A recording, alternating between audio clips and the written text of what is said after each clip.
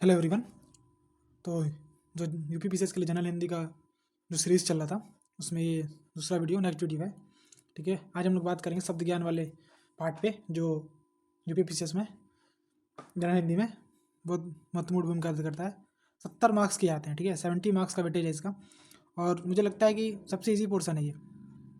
कम मेहनत में इसमें आप अच्छा स्कोर कर सकते हो। इसमें मैथ की तरह मार्क्स मिलते हैं। अगर आपका सही है विलोम, सही है उपसर्ग प्रत्यय, तो आपके मार्क्स कटेंगे नहीं। ठीक है, तो आप इसमें हाईएस्ट स्कोर कर सकते हो इसमें। तो इसको आप अच्छे से प्रिपेयर करना है। इसमें कौन कौन से पार्ट्स होते हैं देखते हैं। विलोम शब्द होता है, उपसर्ग प्रत्यय होता है, वाक्यांशों के लिए एक शब्द होता है, शुद्ध वर्तनी पूछता है और वाक्य को शुद्ध करने के लिए देता है, ये देता है। लोकोक्ति और मुहावरे पूछता है। बात करें मार्क्स के, 10 मार्क्स के विलोम, 10 मार्क्स के प्रत्युपसर्ग, बाकी आपका जो 30 मार्क्स का होता है ये लोकोक्ति और मुहावरे होता है। इसमें मैंने बताया था 1 मार्क आपको उसका अर्थ लिखने पे मिलता है और 2 अंक आपको वाक्य प्रयोग करने पे मिलता है। ठीक है, तो इन बातों को हम लोग ध्यान रखेंगे। अब बात करते हैं कि सबसे पहले कि करना क्या है। मैंने पहले भी बताया था कि PYQ, जो भी ये PYQ को, इसके पहले वाले वीडियो मैंने बताया था शिल्पी पब्लिकेशन का जो PYQ का बुकलेट आप उसको ले लो। उसमें शायद 1990 से है और अभी तक 2024 तक का जितने भी शब्द ज्ञान वाली चीज़ें हैं, ठीक है, आपको उससे याद करना है। कम से कम 1 से 2 बार पढ़ो। ठीक है, उसके बाद थर्ड रीडिंग में आप क्या करोगे, उसके सेल्फ नोट्स बनाओगे। सेल्फ नोट्स कैसे बनाना मैं बता देता हूँ। ऐसे करोगे, जो A4 शीट का पेपर होता है, A4 शीट का पेज लोगे, उसको 2 पार्ट में से डिवाइड करोगे। यहाँ विलोम लिखोगे, वहाँ ईयर लिखोगे, फिर ऐसे करके आप लिख दोगे। ऐसे ही सब करना है। मुझे लगता है 3 से 4 पेज में आपका विलोम खत्म हो जाएगा और ऐसे ही सब 3-3 4-4 पेज में सबका खत्म हो जाएगा।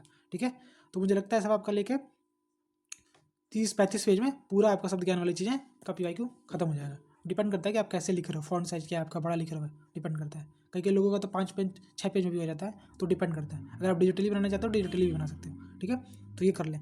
उससे क्या होगा, आपको रिवीजन करने में ईजी होगा। ठीक है, जब मन किया आप 1 पेज उठाए, विलोम का 1 पेज उठा लिए, जब मन किया आपको वाक्यांशों के लिए एक शब्द का 1 पेज जो आपका बना है 1 पेज नोट उसको उठाए, रिवीजन कर लिया पूरा। और देखोगे आप जब भी रिवीजन करोगे कितना रिपीट होता है, तो इसमें जो रिपीटेशन वेटेज है बहुत ज़्यादा है। इसलिए मैं कह रहा हूँ अगर आप इसको अच्छे से PYQ कर लेते हो, ठीक है, तो मुझे लगता है 7 to 8, ठीक है, 7 to 8 मुहावरे, विलोम आपको PYQ से ही हूबहू मिल जाएंगे। तो 80% का मुझे लगता है एक तो रिपीटेशन पीरियड है सब लेके देखा जाए तो। ठीक है, तो इस पर आप लोग ध्यान दो, ये बहुत मेजर पार्ट है। ठीक है, जनरल हिंदी का समझ आया। अब बात करते हैं क्या करें। मेन चीज़ जो होता है लोग इग्नोर करते हैं और बहुत ज़रूरी होता है कि चीज़ें याद नहीं होती हैं कई बार। ठीक है, तो मैं आपको बताता हूँ, प्रेफर करता हूँ कि सवेरे मॉर्निंग में उठ के आप लोग याद करो। ठीक है, सबसे फ्रेश माइंड रहता है उस टाइम पे आप याद कर सकते हो। रोज़ 1 घंटे डेली आप दो। ठीक है, 1 घंटे आप इसको दो, 1 घंटे का ही खेल है, 1 घंटे में आपका ये चीज़ें हो जाएंगी याद। ठीक है, और मुझे लगता है जो सबसे ज़्यादा वेटेज कैरी करता है उससे स्टार्ट करो। जैसे आप पहले लोकोक्ति और मुहावरे से स्टार्ट करो। ठीक है, ठीक है, उसके बाद से विलोम हुआ, उसके बाद से वाक्यांशों के लिए एक शब्द हुआ। ठीक है, फिर सबसे लास्ट में वर्तनी और शुद्ध ये वाली चीज़ें करना। इसमें ज़्यादा आपको PYQ मिलेगा नहीं और इसमें आपको बस पहचानना है क्या चीज़ें सही है क्या चीज़ें गलत है। तो इसमें याद करने वाली चीज़ें नहीं है, समझने वाली चीज़ें, तो आप इसको लास्ट में कर सकते हो। ठीक है, बाकी लोकोक्ति मुहावरे पहले करो, फिर विलोम कर लो आप, फिर वाक्यांशों के लिए एक शब्द कर लो, फिर उपसर्ग प्रत्यय कर लो आप, फिर ये करो लास्ट में। ठीक है, और लिख लिख कर याद करोगे। एक रफ नोट्स रख लो, जब भी कोई चीज़ लिखो याद करो, पढ़ो तो उसको लिख लो।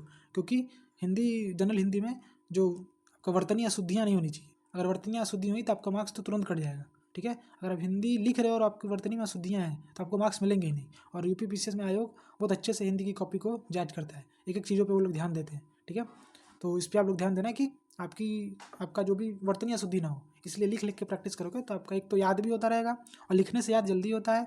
ठीक है, और आपका जो वर्तनी अशुद्धियाँ भी हो रही हैं वो भी इंप्रूव हो जाएंगी धीरे धीरे। और एक तो फोटोग्राफी मेमोरी बनता है लिखने से। ठीक है, एक मसल मेमोरी डेवलप होता है। कई बार वो चीज़ें आप नहीं पढ़े हो, नहीं रिवीजन की, तो भी वो चीज़ें आपके सामने आने पे आपको याद रहता है इसका तो यही होगा। ठीक है, तो ये ज़रूरी है।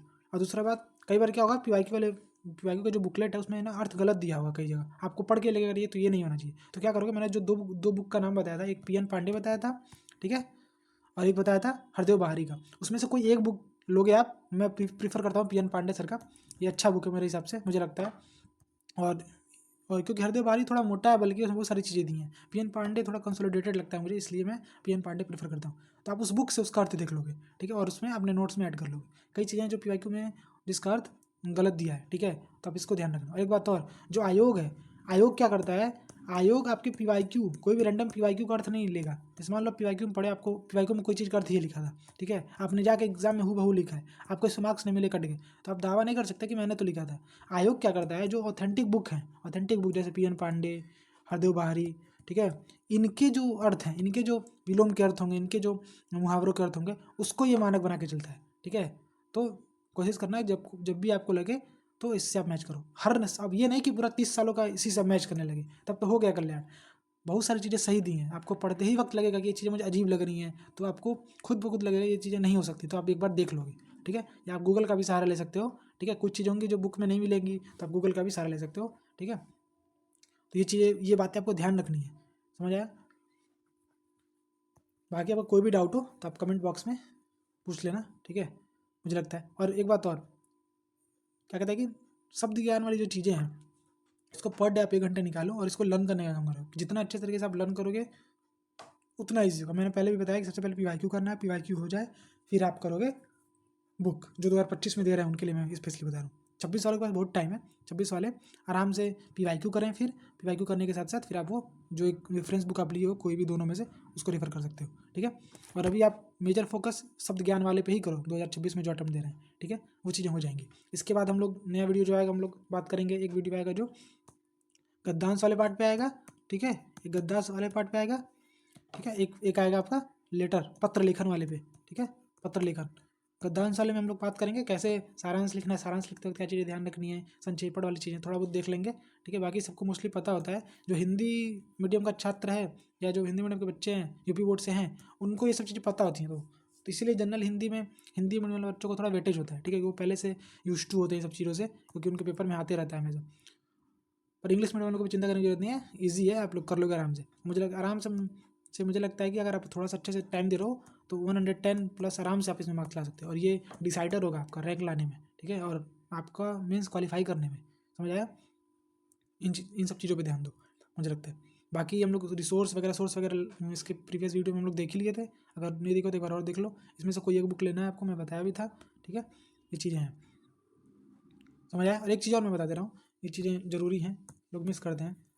देखो जैसे आप मुहावरे लिख रहे हो कोई, जैसे मान लो मुहावरे हैं कि 9 2 11 हो जाना, ठीक है। 9 2 11 होना एक मुहावरा है, ठीक है। 9 2 11 होना ऐसा कुछ करके है। अब इसका अर्थ क्या होगा, भाग जाना, सिंपल में, ठीक है। अब भाग जाना वाक्य प्रयोग ऐसा नहीं करना है कि चोर को देखते ही, मतलब पुलिस को देखते ही चोर 9 2 11 हो गया, ऐसा नहीं करना है। आप इसको थोड़ा अच्छे तरीके से देखोगे, थोड़ा जो आप जीएस के सब्जेक्ट्स पढ़ रहे हो, जीएस के सब्जेक्ट्स पढ़ रहे हो उससे रिलेट करके आप इसका वाक्य प्रयोग करो, ठीक है। वो अपने आप हो जाएगा, जीएस की चीज़ें पढ़ रहे हो। अब 9 2 11 होना बहुत सारी चीज़ें हैं, ठीक है। आप उसको अच्छे से रिलेट कर सकते हो, समझ आया, कन्फर्म। मुझे लगता है सब चीज़ें हो गई होंगी। जीएस के सब्जेक्ट्स में आप 9 2 11 में बहुत सारी चीज़ें हैं जो आप जिससे आप रिलेट कर सकते हो। क्या हो सकता है, सोचा जाए तो एक तरीके से भाग जाने का मतलब जो अभी क्या कहते हैं कि बहुत सारे जो वॉर्स होते हैं, युद्ध होते हैं, उनसे रिलेटेड चीज़ें भी आप इसमें लिख सकते हो, ठीक है, समझ आया। तो आप जीएस के सिलेबस को लेके वाक्य प्रयोग करोगे तो इजी होगा। सब चीज़ें नहीं करने, वैसा नहीं कि हर चीज़ आप हर वाक्य प्रयोग जीएस से ही करें। कुछ चीज़ आप सिंपल भी डालोगे, ठीक है। सिंपल करोगे तो समझ आएगा कि हाँ बोरियत नहीं होगा एग्जामिनर को, कुछ सिंपल थोड़ा अच्छा लगने वाला। जैसे क्या कहते हैं 10 मुहावरे 10 लोकोक्तियाँ हैं, 10 हैं पूरे, तो इसमें से आप 6 7 अपने जीएस के सब्जेक्ट से कर दो, और 3 4 या 4 5 जो भी हैं उसको आप नॉर्मल कर दो, ठीक है। इससे क्या होगा ना, बैलेंस रहेगा। अब सब चीज़ आप जीएस से लिंक करोगे तो फिर वो मोनोटोनस टाइप से हो जाता है, ठीक है। तो 3 4 नॉर्मल करो जैसे आप पढ़ते आ रहे हो, ये भी रहेगा कि हाँ आप में मौलिकता है, मौलिकता दिखाओ यहाँ पे, और 3 4 चीज़ें और 5 6 आप जीएस के सब्जेक्ट से लिंक करके भी कर सकते हो। ये चीज़ें ध्यान रखना, ये चीज़ें नहीं कोई बताता है, सब लोग कहेगा कि पूरा जीएस से कर दो, पूरा मोनोटोनस हो जाता है, मार्क्स कम मिलते हैं। ऐसा देखा गया आरटीआई के थ्रू, क्यों कम मार्क्स मिल रहे हैं, तो ये सब चीज़ें रीज़न है, ठीक है। तो आप इन सब चीज़ों को ध्यान रखो, बहुत ज़रूरी है शब्द ज्ञान वाली चीज़ें। 70 मार्क्स कैरी करता है और मिनिमम एफर्ट में मैक्सिमम आउटपुट इससे मिलता है, ठीक है। तो इसको इग्नोर नहीं करना है किसी भी कीमत पे। इसके बाद संक्षेपण वाला पार्ट है, सारांश वाला पार्ट है जो गद्यांश से रिलेटेड है, वो चीज़ें हैं, वो चीज़ें आप प्रैक्टिस का खेल है, ठीक है। उसको बस प्रैक्टिस से ही सिखाया जा सकता है। तो आप लास्ट के 15 दिन 1 महीने में भी सीख सकते हो। लेटर राइटिंग में फॉर्मेट पता होना चाहिए, कुछ चीज़ें उसमें याद करने वाली चीज़ें, जैसे डिफिनेशन है, वो सब चीज़ें फॉर्मेट आपको प्रैक्टिस करने वाली चीज़ें। तो वो चीज़ें हैं जो हैं आप कम टाइम में सीख सकते हो। पर ये याद करने वाली चीज़ें जो रटने वाली रूट लर्निंग वाली चीज़ें हैं, उसको तो अभी से ही आपको करना पड़ेगा, ठीक है। तो अभी से आप करो, बाकी चीज़ें हैं जो बता दी जाएंगी आपको, ठीक है। फिर मिलते हैं हम लोग नेक्स्ट वीडियो में, तब तक के लिए धन्यवाद आपका।